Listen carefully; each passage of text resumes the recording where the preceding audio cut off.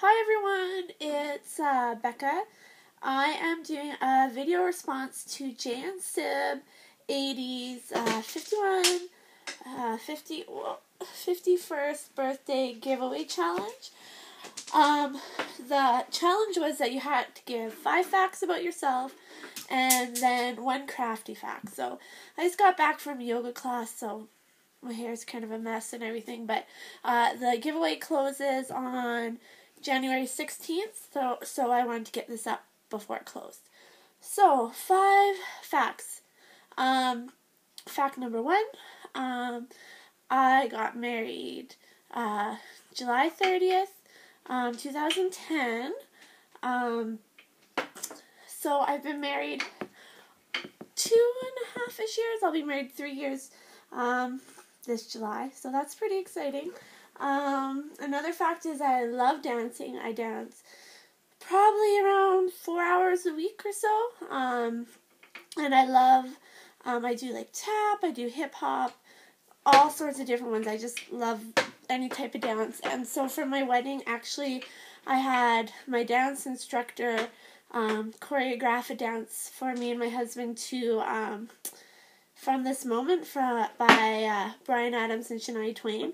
And I love the movie Dirty Dancing, so if you guys seen it, at the end where he lifts her up in the air, well, I made sure I had that move in my dance, because I love the movie and I love that move, so we put that in there. And then, funny story, so I had my big long wedding dress on, and we had practiced it and done lots of hours, and it looked really good. And then, as we were dancing it for my wedding, my husband stepped on my train, and because we'd never done my wedding dress, because he didn't want to see my wedding dress, so he stepped on my train, and then the bustle at the back broke, so then my train started wrapping around my legs, but we still managed to get through the dance. I didn't fall, but I wasn't moving quite as big as I would have if my dress was wrapped around my legs, but still worked out. So there's another fact. I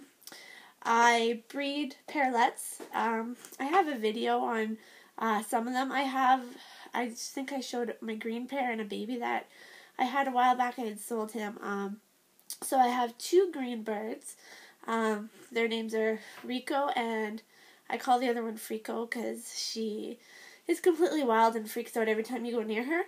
And then I have a blue pair named Cheep and Peep, and so I let them have babies probably every 3 to 4 months. They would have them nonstop if I let them. Like, once I take out their nest box, they keep laying eggs on the bottom of the cage, and I have to take them out. And so just this last one, they have a baby, a girl, and they had a baby boy, my green ones. And it was really awful. I went in, not yesterday, but the day before. I checked on them in the morning, and they are starting to get big. So they're starting to get about this big. They grow to be about this big, and they got feathers. So the girl I had already taken out and put her in her own cage, and the boy was about a week younger. So I checked him in the morning. He was in his nest box. Everything was fine. I checked him at probably 9:30, and then I checked him at 1:30, and he was at the bottom of the cage. And I'm like, oh, I guess it's time for him to come out and go in his own cage. And I picked him up, and it was the most horrible thing I'd ever seen. I don't even know if I want to breed birds anymore. His beak was broken, so there was blood dripping down the side of his face, and it was cracked sideways. And I stopped the bleeding, and I'm like trying to nurse it back to health. And then the next day I noticed that his foot was also broken. So like their feet go like this, and his one foot was like this. So I'm trying to hand feed him.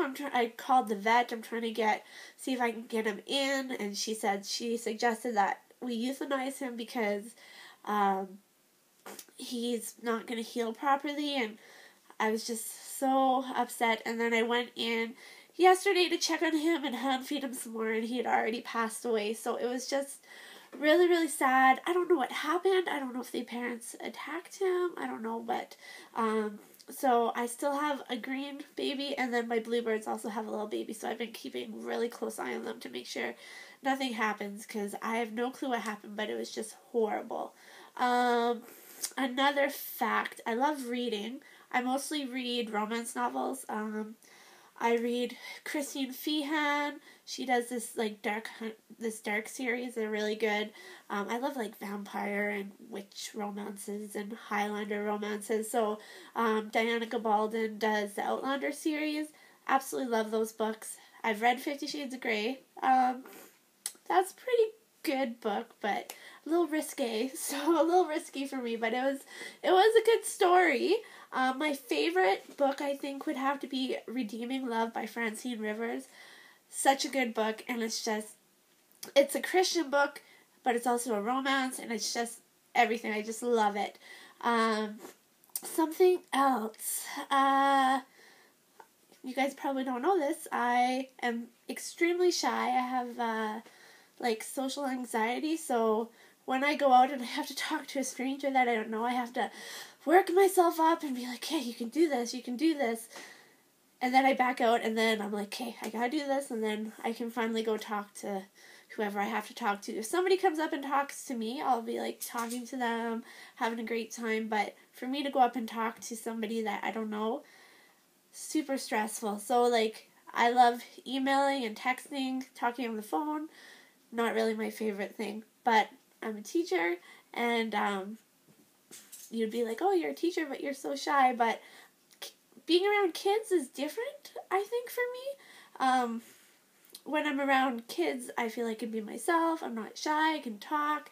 They say the cutest, funniest things, and they just make you laugh every day. For example, I was teaching grade 2, and we were doing word problems, and one of the boys in my class, he wrote his word problem, and it was, my dad had 10 hairs on his back. I shaved off 5 of them. How many are left? And it was in grade 2, and it just made me laugh. It was really, really funny. I don't know how many facts I've given.